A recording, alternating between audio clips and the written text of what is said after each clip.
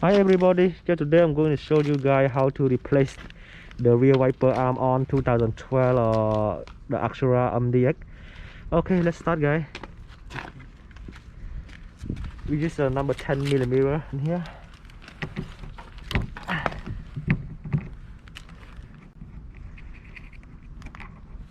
Sit and you see the tool here.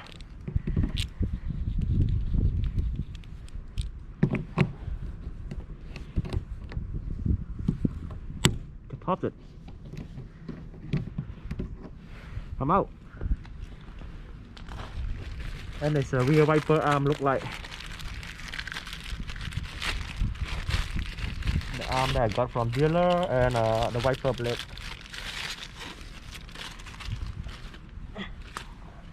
Yeah, install it before you let me see.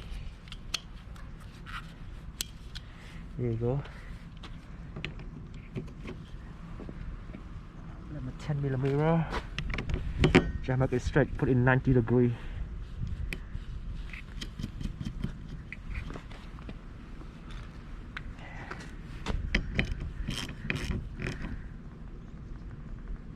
Perfect. Put the cover back.